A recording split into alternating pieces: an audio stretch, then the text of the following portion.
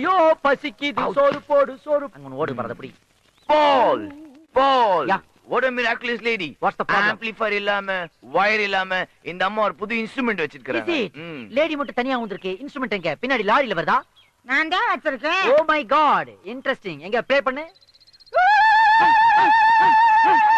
என்ன சத்தம்? எங்க இருந்து வருது? வாய்க்குள்ள இருந்து வருது. மவுத்ல இருந்தா வருது? யா. காட்டு. Wide open. எங்க ஒருத்தர் ரிப்பீட் பண்ணு. Stop it. Oh my god, what a miracle. நாக்குங்கற 4 சென்டிமீட்டர் ஒரு இன்ஸ்ட்ருமென்ட். அத வச்சு ப்ளே பண்ணு. ஆம்பிளிஃபையர் இல்லாம, கரண்ட் இல்லாம. எப்படி இவ்வளவு அழகா வைப்ரேட் பண்ற? வாய்க்குள்ளே ஒரு வாத்தியம். போ, நாங்களும் ட்ரைனிங் பண்ணிக்கிறோம். Go ahead. Yes, Paul. நம்ம ஸ்டேஜ் பெர்ஃபார்மன்ஸ் பண்ணும்போது மறந்துட்டு போக மாட்டோம். ஃளைட்ல, பஸ்ல லக்கேஜ் போட மாட்டோம். யா, பட் இதுல ஒரு சின்ன ப்ராப்ளம். What? அதாவது இந்த இன்ஸ்ட்ருமென்ட் ஆத்திர அவசரத்துக்கு நம்மளால அடகு வைக்க முடியாது. It's alright. அத நான் அப்புறமா டீல் பண்றேன். மேடம், இந்த இன்ஸ்ட்ருமென்ட்க்கு நீ என்ன பேர் வச்சிருக்க? கொலவை. கொலவை. கொலவை. ஓகே, இத என்ன மாதிரி ஃபங்க்ஷனுக்கு நீ யூஸ் பண்ணுவ? வயக்காட்டுல நடவு நடும்போது லூசு பண்ணுவான். பொண்ணுங்க வயசுக்கு வந்து குடிசை நுழைய விடும்போது லூசு பண்ணுவான். ஆத்தாளுக்கு மழைப்பாரு போட்டு தூக்கும் போது லூசு பண்ணுவான். ஒரு வருஷத்துக்கு 3 வாட்டி லூஸ் பண்ற. 5 வாட்டி கூட லூசு பண்ணலாம். நீ செய்வே. உன் வாயை பார்த்தாலே அதோட சர்வீஸ் தெரியுது. It's alright. எனக்கு இந்த இன்ஸ்ட்ருமென்ட் ரொம்ப பிடிச்சிருக்கு. 30-70 அக்ரிமெண்ட் போட்டுக்கலாம். வெளியே யாருக்கும் தெரிய வேணாம். நீ தனியா இருக்கும்போது ரெக்கார்ட் பண்ண வீட்டுக்கு வரட்டா? Once more. என்ன தைரியம் இருந்தா தனியா இருக்கும்போது வீட்டுக்கு வரேன்னு சொல்லுவேன். நெஞ்சல் ஒடுத்து போடுவேன். பொம்பளை ரோட்ல நடக்க முடியல. Miss understanding. ஐயா வணக்கங்க. ஐயா வணக்கங்க. ஐயா வணக்கம். சொல்லுங்க. விநாயகர் சதுர்த்தி வருது. கோயில் சார்பா பெரிய அளவுல அதை கொண்டாடலாம்னு இருக்கோம். வழக்கம் போல முதல் நன்கொடையை உங்ககிட்ட வாங்கிட்டு போலான்னு வந்திருக்கோம். முதல் ரசீதை பார்த்துட்டு அடுத்தவங்க பெரிய தொகை எழுதுற அளவுக்கு என்கிட்ட பணம் இல்ல. பரவாயில்லையா, உங்களால முடிஞ்சதை கொடுங்க. உங்ககிட்ட ஏதாவது பணம் இருக்கா? இல்லங்க. 200 ரூபாய் எழுதிக்கங்க. என்னையா பணத்தை நான் கொடுத்தேன். ரசீதுல என் பேர் எழுதாம சீனுன்னு என் தம்பி பேர் எழுதிருக்கீங்க. முதல் பக்கத்துல உங்க பேர் எழுதுறதை விட உங்க தம்பி பேர் எழுதுனா எங்களுக்கு வசூல் இன்னும் அதிகமாகும். இப்ப சீனுக்கு தானே மார்க்கெட்டு. மொத்தத்துல டொனேஷன் உங்க வீட்ல இருந்து வாங்கியிருக்கோம். அதுல உங்க பேர் எழுதுனா என்ன, உங்க தம்பி பேர் எழுதுனா என்னங்கய்யா?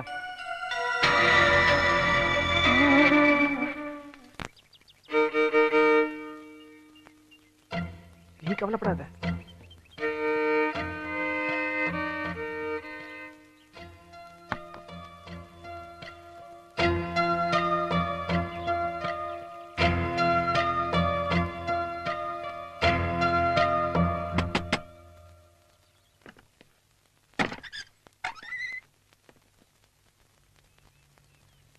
என்ன சார்? இத பாரு, நான் சண்டை போட்டு ரொம்ப நாளாச்சு. உனக்கு பேங்க்ல கேஷ்ன்றதுக்கு கை இருக்கணுமா வேண்டாமா? என்ன சார் சொல்றீங்க?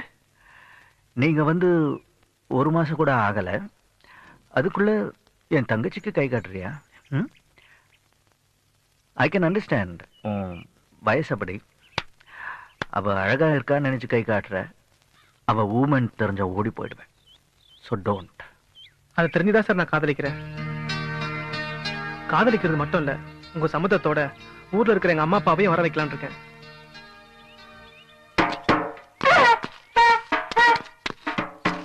ஏய், இது நம்ம ட்ரம் செட் மாதிரியே இல்ல? What is this instrument? அதை ஏன் தீயில போடுற? தீயில போடல என்ன, தீயில வாட்டுறேன். அப்பதான் வாசி போறோம். ஹேய் பேர் பாடி, நீதானா அன்னைக்கு எங்க வீட்டு முன்னாடி தாய் மண்ணே வணக்கம் பாடி டென்ஷன் ஆனே? நான் தான். நீதான் இந்த ட்ரூப்புக்கு சீஃபா? மே ஐ கம் இன்? கம்முனா கம்முனாடி பாப்பா. என்னமா? Oh what a wonder. நம்ம இன்ஸ்ட்ருமென்ட்ல எல்லாம் கொஞ்சம் வோல்டேஜ் அதிகமானாலும் எரிஞ்சு போயிடுது. ஆனா இவன் என்னடா ஹீட் பண்ணாதான் வாசிக்க முடியுங்கிறான். பை தி வே, இந்த இன்ஸ்ட்ருமெண்ட்ஸ்க்கு ஏதாவது பேர் வச்சிருக்கியா? தார தப்பட்ட. இது சப்பட்டையா? எக்ஸ்ட்ரா. ஓ, இத என்ன மாதிரி ஃபங்க்ஷன்ல யூஸ் பண்ணுவ? Birthday, marriage day? ஐயய்ய, சாவுக்கு வாசிக்கிறது. சாவுக்கா? You mean death? ஆமா, இது பேரே சாவு கூத்து. நாங்க அடிச்சுக்கின்னு ஆடிக்கினே முன்னால போவோம். அப்பிட்டான பாடி ஆடாம பின்னால ஓ, ஐ வரும். see. If you don't mind, எனக்கு கொஞ்சம் நீ டெமோ பண்ணி காட்ட முடியுமா? என்ன சார் திட்டுறீங்க? திட்ல மேன், ஃபாரின் லாங்குவேஜ்ல கொஞ்சம் வாட்ச் காட்ட முடியுமா? ஏமா நடவாசிக்கலாம் வாப்பா.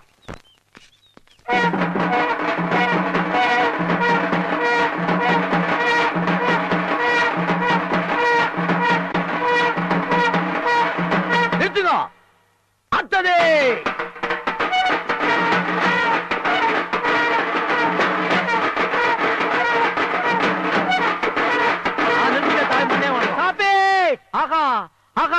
இது மியூசிக் இல்ல மேன், சமுதாயத்துக்கு ஒரு மெசேஜ். இந்த மியூசிக்க ஒவ்வொரு வாட்டியும் ஒரு மனுஷன் கேட்கும் போதும் இந்த லைஃப் பெர்மனன்ட் இல்ல, டெம்பரரி தான், டெம்பரரி தான். என்னைக்கு இருந்தாலும் நமக்கும் சாவு நிச்சயம்ங்கிற திங்கிங் வரும். அந்த திங்கிங் ஒரு மனுஷனுக்கு வந்துட்டாலே அவன்கிட்ட இருக்கிற ஆணவம், அகம்பாவம், கர்வம், திமிர், ஈகோ எல்லாமே அவனை விட்டு போயிடும். இந்த மியூசிக்க தேடித்தாண்டா நான் உலகம் முழுக்க அலைஞ்சுக்கிட்டு இருந்தேன்.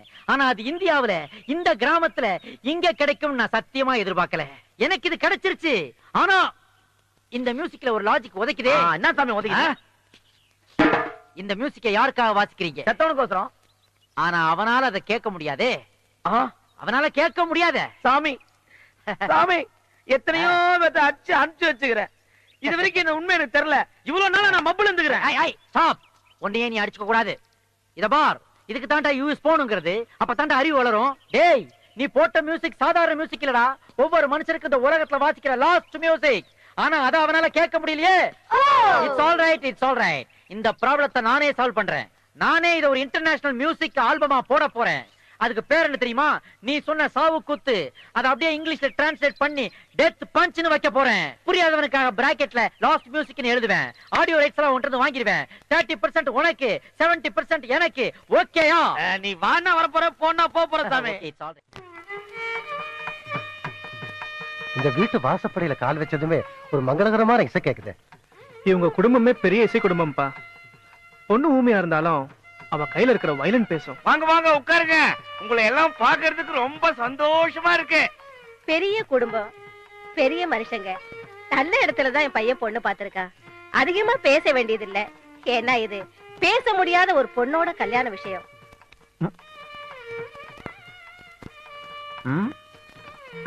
அப்புறம் இன்னொரு முக்கியமான விஷயம், நான் ரொம்ப சென்டிமெண்ட் பாப்பேன். முதல் தடவை இவனுக்கு பொண்ணு பார்க்க போன வீட்டுல கரண்ட் போனதால கல்யாணம் நின்னு போச்சு. ரெண்டாவது தடவை பொண்ணு பார்க்க போனப்ப பூனை குறுக்க வந்ததால அந்த கல்யாணமும் நின்னு போச்சு. ஆனா உங்க வீட்டு வாசல்ல கால் வச்ச உடனே மங்களகரமான இசை கேட்டது. சென்டிமெண்டா உங்க பொண்ணு எங்களுக்கு ரொம்ப பிடிச்சிருக்கு. ரொம்ப சந்தோஷம். வர்ற முகூர்த்தத்திலேயே கல்யாணத்தை வச்சுக்கலாம். கல்யாண தேதியை பத்தி எனக்கு கவலை இல்லை.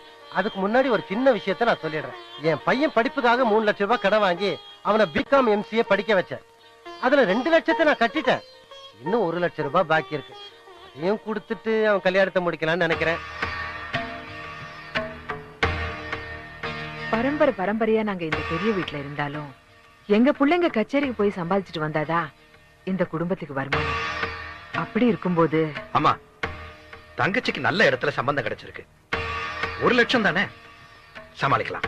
இந்த கல்யாணம் நடக்கிறதுக்கு முன்ன அந்த பணத்தை நான் கொடுத்துறேன். என்னங்க, எப்படிங்க இவ்வளவு பெரிய தொகையை கொடுக்க போறீங்க? என்னம்மா நீ அவன் பாட்டுக்கு 1 லட்சம் ரூபாய் தரேன்னு சொல்லிட்டானேன்னு பாக்குறியா? அது அவன் பாட்டுக்கு இல்ல, சீனு பாட்டுக்கு. சீனு பாட்டா கலெக்ஷன் கொட்டாது. எல்லாம் நல்லபடியா முடிக்குது. ரொம்ப சந்தோஷம். அப்ப நாங்க வரேங்க. வரோம். ஆனா அதே நேரத்துல விட்ட இடத்தை மறுபடியும் பிடிச்சு காட்டுறேன்.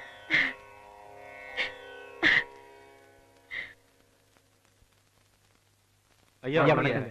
வணக்கம் வணக்கம். மாரியம்மன் கோயில் திருவிழா வழக்கமா முதல் நன் கூட உங்ககிட்ட தான் வாங்குவோம். அது ஏன் வேற யார்கிட்டயும் வாங்காம முதல்ல எப்பவுமே என்கிட்டயே வாங்குறீங்க? முதல் ரசீதுல உங்க பேர் எழுதினாதாயா, அதை பார்த்துட்டு மத்தவங்களும் எழுதுவாங்க. அதான். மாதவி, என்னங்க? 500 ரூபாய் எடுத்துட்டு வா. இவங்க கோயிலுக்கு டொனேஷன் எடுத்துமா. சரிங்க. கேசவா, நம்மளை தேடி யார் வராருன்னு பாரு.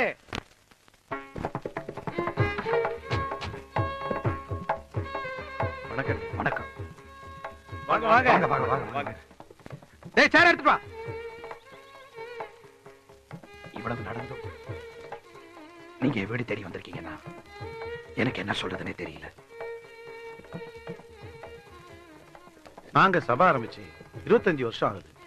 ரொம்ப சந்தோஷம். அத பெருசா கொண்டாடலாம்னு இருக்கோம். நல்லா கொண்டாடலாமே. வர 12ஆம் தேதி திருச்சியில ஒரு பெரிய ஹால்ல கச்சேரி ஏற்பாடு பண்ணிருக்கோம். நீங்க ஒண்ணும் கவலைப்படாதீங்க. போன தடவை நடந்த மாதிரி இந்த தடவை எந்த அசம்பாவிதமும் நடக்காது. விட்டுட்டேன், குடிக்கிறத நிறுத்திட்டேன். கச்சேரி வர 12ஆம் தேதி தானே? ஆமாங்க. அதுக்கு இன்னும் 10 நாள் இருக்கே. அதுக்குள்ள நல்லா சாதகம் பண்ணி குரலை பிரமாதமா தயார் பண்ணிடுறேன். பணத்துல வேணா நீங்க ஒரு 1000 ரூபாய் கம்மி பண்ணிக்கங்க, நான் வாங்கிக்கிறேன். கச்சேரி முடிஞ்சு உங்களுக்கு முழு திருப்தி ஏற்பட்ட பிறகு எனக்கு பணம் கொடுத்தா போதும். எப்படியோ நான் விட்ட இடத்த மறுபடியும் பிடிக்கணும். ரேட்டை பத்தி கூட கவலை இல்லை, வேணும்னா கூட 1000 ரூபாய் கொடுத்துடலாம். ஆனா கச்சேரியில பாட போறது நீங்க இல்ல, உங்க தம்பி தான். தப்பா நினைச்சுக்காதீங்க, எனக்கு உங்க மேல நம்பிக்கை இருக்கு. ஆனா எங்க கமிட்டி மெம்பர்ஸ் எல்லாம் உங்க தம்பி தான் பாடணும்னு கேக்குறாங்க. ஒரே பாட்டுல எங்க எல்லாரையும் கவர்ந்துட்டாரு. அவருடைய பாட்டு தான் இந்த காலத்து பசங்களுக்கு பிடிச்சிருக்கு. 2 மாறிக்கிட்டு இருக்குல்ல, அதான் உங்க தம்பியை புக் பண்ண வந்திருக்கோம். அவனை கூப்பிடுங்க. இரு, நீ எங்க போற? சாமி சந்தோஷத்துல சாமி கூப்பிடுங்க.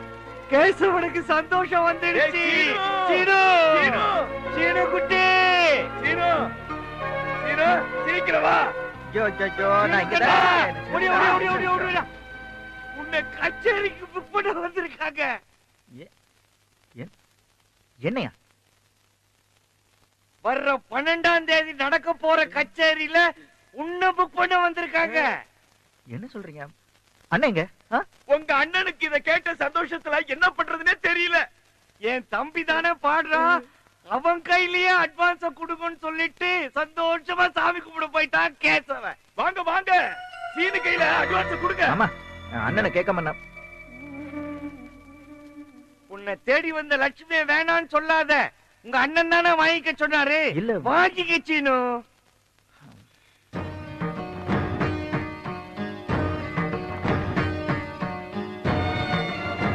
போஸ்டர் டிக்கெட்ஸ்லாம் டிஸ்ட்ரிபியூட் பண்ணுங்க.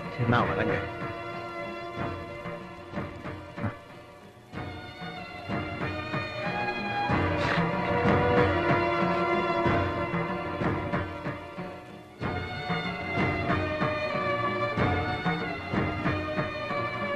அண்ணே, அண்ணே, அவங்க என்ன கச்சேரிக்கு புக் பண்ண வந்த உடனே சந்தோஷம் தாங்க முடியாம நீங்க இங்க வந்து நின்னுட்டீங்கன்னு எல்லாரும் சொன்னாங்க. நீங்க இதுக்கு சம்மதிச்சுதான் மாமா சொன்னாரு. அதான் நான் இதை ஏத்துக்கிட்டு இப்போ உங்க முன்னாடி வந்து நிக்கிறேன். இந்தாங்க. இருக்கட்டும் இருக்கட்டும்.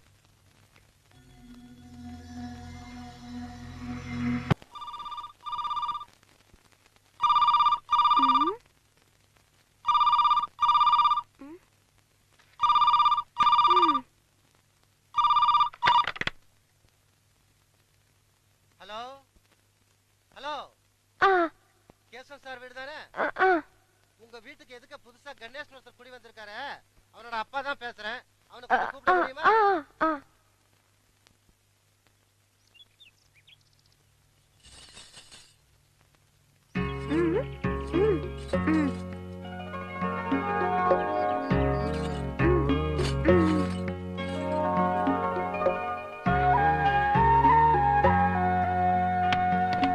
ஹலோ ஹலோ, நான் கணேஷ் தாமா பேசுறேன். சொல்லுங்க. எனக்கு எக்ஸாம் நாளைக்கு தான்ப்பா. படிக்கிறேன். இங்கேயா? இங்க எல்லாமே அழகா இருக்குப்பா. உண்மையை சொல்லணும்னா எனக்கு வேலை கிடைச்ச உடனே நான் இங்கேயே செட்டில் ஆயிலான்னு இருக்கேன்ப்பா. சரிப்பா. வாழ்க்கையிலே முதல் தடவையா போன் எடுத்திருக்கீங்கன்னு நினைக்கிறேன், அதுவும் எனக்காக. இது நீங்க பேசுறதுக்காக அடிச்ச மணி இல்ல, நம்மளை சேர்க்கறதுக்காக அடிச்ச மணி.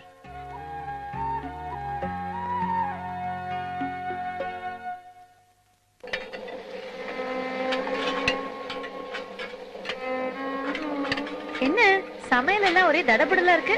இன்னைக்கு சீனு பாட போயிருக்கால, கச்சேரி முடிச்சிட்டு வரவங்களுக்கு வடை பாயசத்தோட சாப்பாடு. ஓ ஆமாமா, சரி சரி, எனக்கு ஒரு அடுப்பு விடுங்களேன். எங்க வீட்டுக்காருக்கு ஒரு காஃபி போட்டுக்கிறேன். கேசவன் என்ன பண்றான் தெரியல. ஐயோ, அவர் கத்துறதுக்குள்ள நான் காஃபி கொண்டு போனோம்.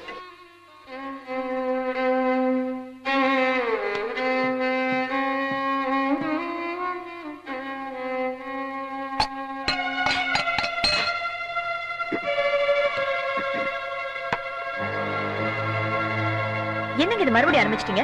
விட்டுட்டேன் சொல்லிட்டு ராத்திரி மட்டும் சாப்பிட்டு வந்தீங்க, இப்ப பகலே ஆரம்பிச்சிட்டீங்களா? என்ன இது? வீட்டுல யாரும் இல்ல, எல்லாரும் சீனுவோட கச்சேரிக்கு போயிட்டாங்க. தனியா இருக்கிற எனக்கு என்ன பண்றது தெரியல. அதான். வேண்டாங்க, விட்டுடுங்க. இது உடம்புக்கு நல்லது இல்ல. இனி என் லைஃப்ல என்ன இருக்கு? எல்லாமே போச்சு. நீ கேட்கல?